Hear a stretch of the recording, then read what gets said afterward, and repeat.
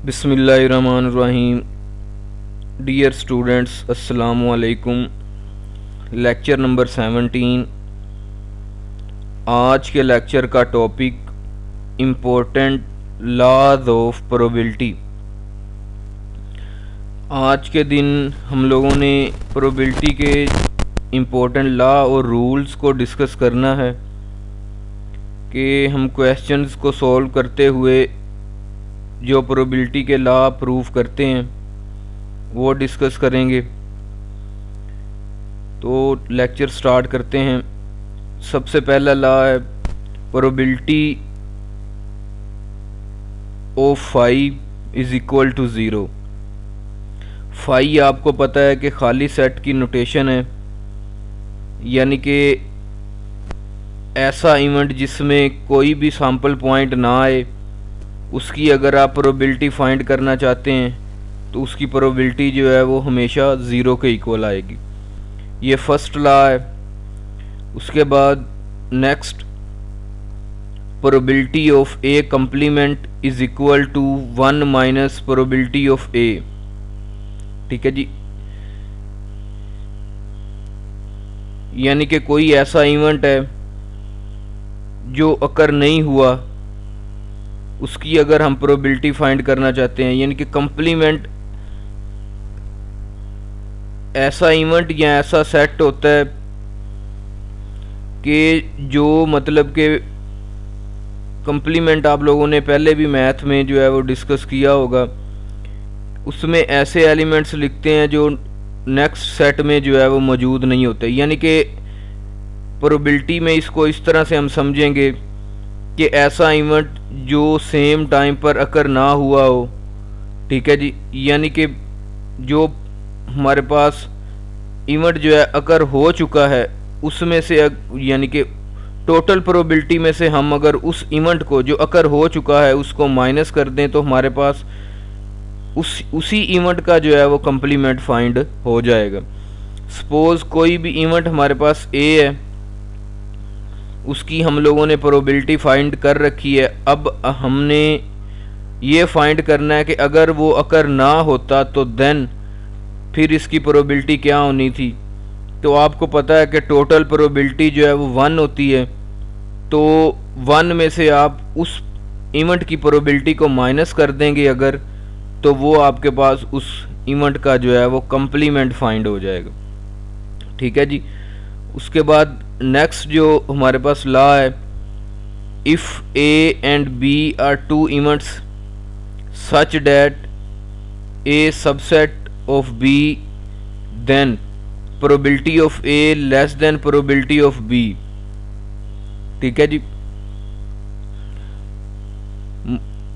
इसको मैथमेटिकल किस तरह से लिखेंगे, probability of A intersection B का complement is equal to probability of A minus probability of A intersection B का कम्प्लीमेंट। ठीक है जी, मतलब कि अगर आपके पास कोई से दो इवेंट हैं, फर्स्ट इवेंट ए है और सेकंड कोई इवेंट बी है। ठीक है जी, और ए जो है वो सबसेट है बी का, तो प्रोबेबिलिटी ए जो है वो हमेशा, यानी कि फर्स्ट इवेंट की प्रोबेबिलिटी जो है वो हमेशा सेकंड इवेंट की प्रोबेबिलिटी से हमेशा जो है वो छोटी या उसके इक्वल आएगी। तो मतलब क्या बना कि फर्स्ट इवेंट उसकी अगर हम उसके कॉमन पॉइंट्स ले लें बी के कम्प्लीमेंट के साथ, तो वो जो है उसकी जो हम प्रोबेबिलिटी फाइंड करेंगे वो इस तरह से बनेगी कि ए की आप प्रोबेबिलिटी फाइंड कर लें, माइनस कर दें probability of A intersection B का कम्प्लीमेंट। ठीक है, ये इस तरह से जो है वो आपस में इक्वल हो जाएंगे। उसके बाद next, addition law of probability, यानी कि आपके पास ज़्यादा इवेंट्स हैं तो उस पर जो है वो आप एडिशन लॉ जो है वो अप्लाई कर सकते हैं। फर्स्ट जो है probability of A union B is equal to probability of A plus probability of B minus probability intersection B. ठीक है जी, मतलब कि अगर आप उन दोनों की कंबाइन, दो इवेंट्स हैं, दोनों की कंबाइन एडिशनल प्रोबेबिलिटी जो है वो फाइंड करना चाहते हैं, तो उनकी इंडिविजुअल प्रोबेबिलिटी लेकर दोनों को ऐड कर दें और जो उसमें जो है वो कॉमन पॉइंट्स हैं दोनों इवेंट्स में, उसको जो है वो सब्ट्रैक्ट कर दें अगर वो इवेंट्स जो हैं वो नॉट म्यूचुअली एक्सक्लूसिव हैं। ठीक है जी, उसके बाद सेकंड एडिशनल की जो प्रॉपर्टी है, probability into A union B is equal to probability of A probability of B. ठीक है जी, अगर आपके इवेंट्स म्यूचुअली एक्सक्लूसिव हैं तो देन फिर आप जो है कॉमन पॉइंट्स क्योंकि उसमें आएंगे नहीं, तो इस सिचुएशन में आप फिर इंडिविजुअल इवेंट्स की प्रोबेबिलिटी को ऐड कर देंगे तो वो आपके पास उनकी यूनियन की प्रोबेबिलिटी जो है फाइंड आउट हो जाएगी। तो ये दोनों प्रॉपर्टीज़ दो इवेंट्स के लिए हैं। सपोज अगर आपके पास तीन इवेंट्स आ गए हैं तो तीनों इवेंट्स की भी आप इकट्ठी जो है वो एडिशनल लॉ के थ्रू प्रोबेबिलिटी जो है वो फाइंड आउट कर सकते हैं। Probability of A union B union C is equal to probability of A plus probability of B plus probability of C minus probability of A intersection B minus probability of A intersection C minus probability of B intersection C plus probability of A intersection B intersection C. ठीक है जी, अगर आपके पास तीन events हैं और तीनों events की आप इकट्ठी प्रोबेबिलिटी फाइंड करना चाहते हैं तो फर्स्ट ऑफ ऑल आप जो है उनकी इंडिविजुअल प्रोबेबिलिटीज़ को ऐड कर दें, उसके बाद उनके कम्बिनेशंस के आप जो है वो कॉमन पॉइंट्स को सब्ट्रैक्ट कर दें और प्लस कर दें जो तीनों में आपके पास तीनों इवेंट्स में जो कॉमन पॉइंट्स हैं उसकी प्रोबेबिलिटी को उसमें ऐड कर देंगे तो आपके पास उन तीनों इवेंट्स की इकट्ठी जो है वो प्रोबेबिलिटी फाइंड आउट हो जाएगी। ठीक है जी, उसके बाद मल्टीप्लिकेशन लॉ है। Multiplication law of probability for independent events. First जो है probability of A intersection B is equal to probability of A into probability of B. ठीक है जी, यानी कि जब आपके पास कोई से दो इवेंट ऐसे होंगे जो आपस में इंडिपेंडेंट हैं, उन पर आप जो है वो कॉमन पॉइंट्स उनके चेक करना चाहते हैं, मल्टीप्लिकेशन लॉ जो है वो अप्लाई करना चाहते हैं, तो दोनों की प्रोबेबिलिटी इंडिविजुअल फाइंड कर लें और उनको आपस में मल्टीप्लाई करेंगे तो आपके पास उनके कॉमन पॉइंट्स जो हैं वो आ जाएंगे, कॉमन पॉइंट्स की प्रोबेबिलिटी आ जाएगी। ठीक है जी, और अगर तीन इवेंट्स हैं आपके पास तो उस सूरत में probability of A intersection B intersection C is equal to probability of A into probability of B into probability of C. ठीक है जी, अगर आपके पास तीन इवेंट्स हैं तो तीनों इवेंट्स की इंडिविजुअल प्रोबेबिलिटीज़ फाइंड करके उनको आप अगर आपस में मल्टीप्लाई कर देंगे तो वो उनके जो है वो तीनों के कॉमन पॉइंट्स की प्रोबेबिलिटी के इक्वल हो जाएगा। उसके बाद probability of A intersection B complement is equal to probability of A into probability of B complement. ठीक है जी, यानी कि इंटरसेक्शन जब आएगा तो उस सूरत में आप जो है उनकी इंडिविजुअल प्रोबेबिलिटीज़ को आपस में मल्टीप्लाई कर दें। उसके बाद probability of A complement intersection B is equal to probability of A complement जो है इनटू प्रोबेबिलिटी ऑफ बी। ठीक है जी, उसके बाद अगर दोनों इवेंट्स का कंप्लीमेंट है, probability of A complement intersection B complement is equal to probability of A complement into probability of B complement. इस तरह से आप तीनों की प्रोबेबिलिटीज़ को आपस में मल्टीप्लाई कर दें तो आपके पास जो है वो मल्टीप्लिकेशन लॉ जो है वो प्रूव हो जाएगा। अच्छा जी, उसके बाद सपोज अगर आपके पास इवेंट्स जो हैं वो नॉट इंडिपेंडेंट हैं तो उस सूरत में मल्टीप्लिकेशन लॉ फिर थोड़ा सा चेंज हो जाएगा। वो क्या हो जाएगा, probability of A intersection B is equal to probability of A into probability of B given by A. ठीक है जी, आप कंडीशनल प्रोबेबिलिटी पर जो है वो मूव कर जाएंगे और प्रोबेबिलिटी ऑफ ए नॉट जो है यानी कि ए नॉट इक्वल टू 0, यानी कि ए जो है वो खाली सेट नहीं होना चाहिए, उसमें कुछ ना कुछ जो है वो इवेंट्स ज़रूर होने चाहिए। उसके बाद probability of A intersection B is equal to probability of B into probability of A given by B, और बी नॉट इक्वल टू 0। उसके बाद अगर आप तीनों की इकट्ठी फाइंड करना चाहते हैं, 3 इवेंट्स हैं, तीनों इवेंट्स का इकट्ठा जो है, और वो 3 इवेंट्स आपस में नॉट इंडिपेंडेंट है, तो उस सूरत में probability of A intersection B intersection C is equal to probability of A into probability of B given by A into probability of C given by A intersection B. ठीक है जी, ये law जो है वो मल्टीप्लिकेशन लॉ है for not independent events. उसके बाद कंडीशनल प्रोबेबिलिटी है। कंडीशनल प्रोबेबिलिटी में आपके पास सपोज अगर 2 आपके पास इवेंट्स हैं तो probability of E given by F, E और एफ कोई से 2 इवेंट्स हैं तो उसकी अगर आप कंडीशनल प्रोबेबिलिटी फाइंड करना चाहते हैं तो वो इक्वल होगी probability of E intersection F divided by probability of F is equal to number of sample points into E intersection F divided by number of sample points of F. ठीक है जी, ये आपके पास जो है वो कंडीशनल लॉ है। ये भी जो है वो हम इंशाल्लाह क्वेश्चंस पर जो है वो प्रूव करेंगे, क्वेश्चन पर किस तरह से अप्लाई किया जाता है, ये लॉ है। उसके बाद लास्ट लॉ जो है वो लास्ट थ्योरम जो है वो है बाइस थ्योरम। वो क्या, probability of E I given by A, ठीक है जी, is equal to probability of E I into probability of A E I. यानी कि अगर आपके पास 3 से ज़्यादा इवेंट्स हैं, 2 से ज़्यादा इवेंट्स हैं, ठीक है, तो उनकी आप जो है इकट्ठी कंडीशनल प्रोबेबिलिटी अगर फाइंड करना चाहते हैं तो वो 22 थ्योरम के ज़रिए जो है वो आप उसको फाइंड आउट कर सकते हैं। ठीक है जी, तो ये हमारे पास इम्पोर्टेंट लॉज ऑफ प्रोबेबिलिटीज़ थे, इनको जो है वो आप स्टडी करें। जो आप लोगों को बुक रेफ़र की हुई है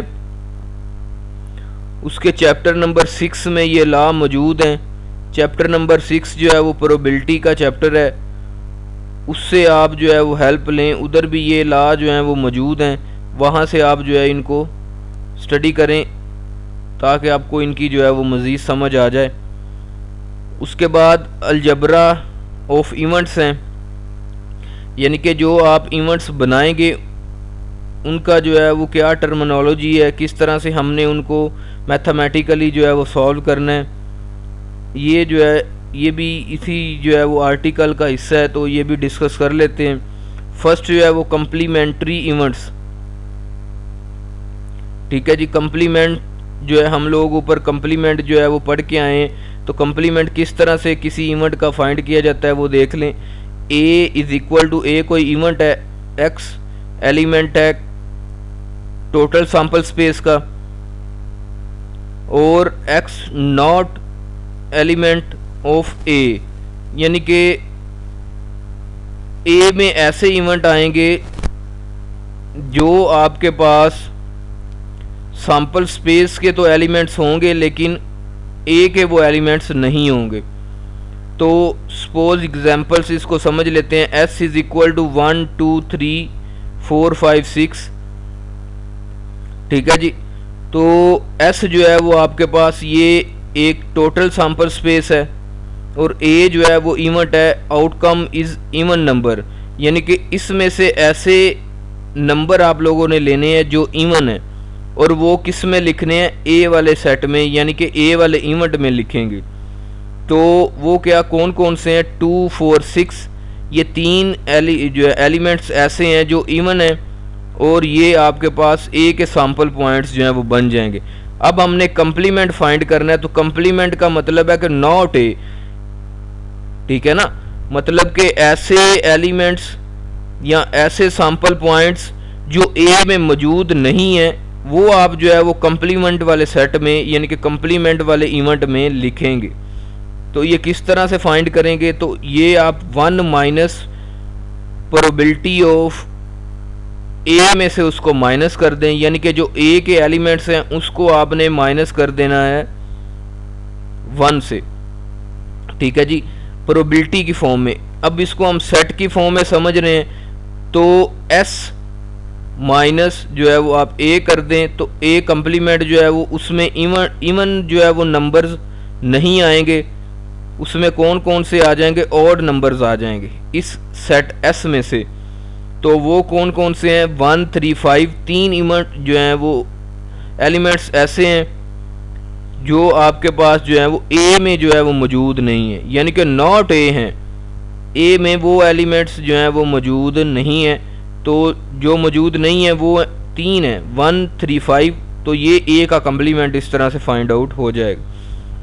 और इसके अलावा अगर हम प्रोबेबिलिटी ले लें ए वाले इवेंट की, यूनियन कर दें उसका कम्प्लीमेंट वाले सेट के साथ, तो वो दोबारा से जो है वो आपके पास एस हो जाएगा, यानी कि एस वाला सेट दोबारा से आ जाएगा। वो किस तरह से देखें, ए जो है वो आपके पास इस वक्त उसमें कौन कौन से एलिमेंट्स हैं, वो है 2 4 6, और ए कम्प्लीमेंट जो है उसमें एलिमेंट्स हैं 1 3 5।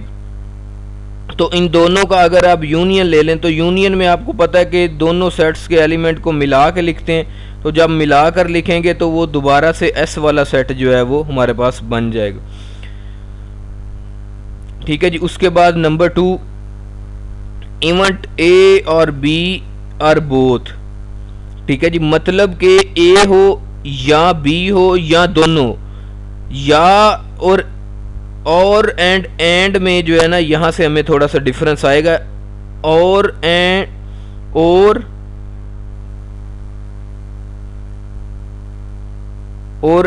जो है, इन दोनों का डिफरेंस जो है प्रोबेबिलिटी में बहुत ज़्यादा इंपॉर्टेंट है, ये आप लोगों को समझ जो है वो आनी चाहिए, ठीक है। तो सेकंड इवेंट जो है, सेकंड पॉइंट जो है, इस पर मूव करते हैं। A union B is equal to, X में ऐसे इवेंट आएंगे जो एक्स के एलिमेंट जो है वो एक्स एलिमेंट हो सकता है ए का, ठीक है जी, या एलिमेंट हो सकता है एक्स एलिमेंट हो सकता है बी का, या बोथ, ठीक है जी। मतलब आपने जो एक इवेंट बनाया है और जब आएगा तो इसका मतलब है कि आप लोगों ने यूनियन करना है। यूनियन का क्या मतलब है प्रोबेबिलिटी में, कि ए वाले इवेंट आ जाए, ए वाला अगर नहीं है तो अगर बी वाला आ गया तो देन भी आपका काम जो है वो बन जाएगा, ठीक है। अगर दोनों आ गए तो देन भी काम आपका बन गया, यानी कि वो आपने सैंपल पॉइंट जो है वो फिर ए यूनियन बी में लिखना है, ठीक है जी। उसके बाद थर्ड पॉइंट पर जो है इवेंट ए एंड बी, ठीक है ना, मतलब कि एंड का क्या मतलब है प्रोबेबिलिटी में इंटरसेक्शन, और का क्या मतलब है यूनियन। तो एंड की तरफ जो है वो मूव करते हैं, तो एक्स एलिमेंट है ए का एंड एक्स एलिमेंट है बी का, ठीक है ना। मतलब अगर आपके पास ए वाला एलिमेंट जो इवेंट जो सैंपल पॉइंट आपके पास ए में आएगा वो ज़रूरी है कि वो बी में भी आए, यानी कि ए एक्स एलिमेंट है ए का और एक्स एलिमेंट है बी का। लेकिन ऊपर ये नहीं है, ऊपर ये है कि आपके पास यहाँ वो ए में हो सकता है, यहाँ बी में हो सकता है, या दोनों में हो सकता है, लेकिन यहाँ पर वो ए में भी होना चाहिए और बी में भी होना चाहिए, तो देन आपका जो है वो काम बनेगा, ठीक है ना। मतलब देन आप उसको ए इंटरसेक्शन में लिख सकते हैं, अदरवाइज उसको आप नहीं लिख सकते, यानी कि दोनों इवेंट्स का सेम टाइम पे अकर होना बहुत ज़रूरी है एंड की सिचुएशन में। और की सिचुएशन में वो दोनों इवेंट्स में से किसी एक में भी अगर अपीयर हो रहा है तो देन वो आप उसको फेवरेबल कह सकते हैं।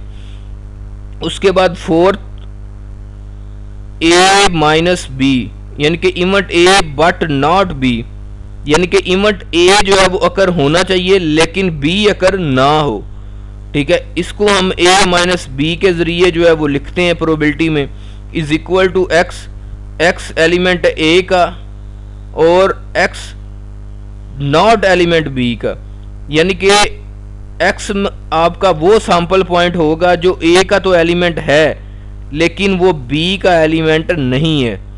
ठीक है जी, ये आपके पास फोर्थ था। उसके बाद फिफ्थ जो है म्यूचुअली एक्सक्लूसिव इवेंट्स।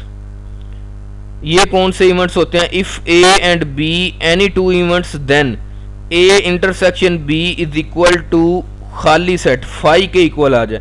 यानी कि ऐसे दो इवेंट्स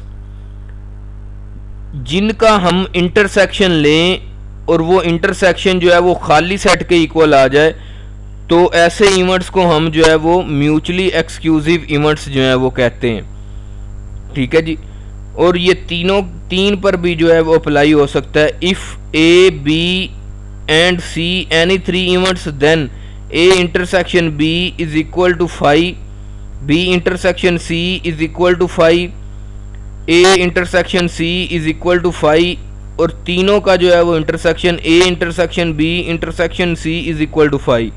तो इस सूरत में आप जो है इसको म्यूचुअली एक्सक्लूसिव इवेंट कह सकते हैं। ऐसे इवेंट्स होते हैं म्यूचुअली एक्सक्लूसिव जो सेम टाइम पर जो है वो दोनों अकर नहीं हो सकते। यानी कि अगर आप एक कॉइन टॉस करते हैं तो कॉइन पे या तो हेड आएगा सेम टाइम पे या फिर टेम जो है वो टेल आएगा। उसके बाद एग्जॉस्टिव इवेंट्स जो हैं, एग्जॉस्टिव इवेंट्स ऐसे इवेंट्स होते हैं A union B is equal to S, यानी कि ऐसे इवेंट्स जिनका अगर हम यूनियन कर लें तो वो सैंपल स्पेस के इक्वल आ जाए। तो late E1 E2 E3 E4, यानी कि ये 4 हमारे पास कोई से इवेंट हैं, अगर हम इनका यूनियन करेंगे चारों का इकट्ठा तो वो हमारे पास टोटल सैंपल स्पेस के इक्वल आ जाएगा। उसके बाद seventh mutually exclusive and exhaustive events. ठीक है, तो म्यूचुअली एक्सक्लूसिव इवेंट्स और एग्जॉस्टिव इवेंट्स जो हैं वो कौन से होते हैं? यानी कि अगर हम उनका यूनियन करें, जितने भी इवेंट्स हों, 4 हों 5 हों जितने भी हों, उनका अगर हम यूनियन करें और यूनियन जो है वो उन सब का जो है वो टोटल सैंपल स्पेस के इक्वल आ जाए, यानी कि S के इक्वल आ जाए, तो उनको हम जो है वो म्यूचुअली कहेंगे, सॉरी एग्जॉस्टिव इवेंट्स कहेंगे। और अगर उन्हीं इवेंट्स का, उन सब इवेंट्स का हम इंटरसेक्शन लेते हैं, यानी कि EI इंटरसेक्शन EJ, यानी कि जितने भी इवेंट्स हैं उन सब का इकट्ठा यूनियन भी लेंगे और इंटरसेक्शन भी इकट्ठा लेंगे। यूनियन जब लेंगे, अगर यूनियन लेंगे तो वो सैंपल स्पेस के इक्वल अगर आ गया है तो उसको आप एग्जॉस्टिव इवेंट कह सकते हैं। और अगर उन सारे इवेंट्स के दरमियान कोई भी कॉमन पॉइंट नहीं है, कोई भी सैंपल जो है वो कोई भी कॉमन सैंपल पॉइंट नहीं है, तो उस सिचुएशन में फिर यानी कि उनका इंटरसेक्शन जो है वो फाई के इक्वल है। तो इस सिचुएशन में आप उन इवेंट्स को जो है mutually exclusive and exhaustive events जो है वो कह सकते हैं। ठीक है जी, तो उम्मीद है कि आपको आज के लेक्चर की जो है वो समझ आ गई होगी। ये भी सारे इवेंट्स जो हैं, अलजबरा जो है इवेंट्स का, ये भी चैप्टर नंबर 6 में मौजूद है। ठीक है, इसको आप जो है वो बुक से भी जो है वो स्टडी करें ताकि आपको जो है ये 100% जो है इनकी समझ आ जाए। ये काफ़ी इंपॉर्टेंट लॉज हैं प्रोबेबिलिटी के। ठीक है, इनको आपने लोगों ने जो है वो अच्छी तरह से समझ लेना है। Thank you very much.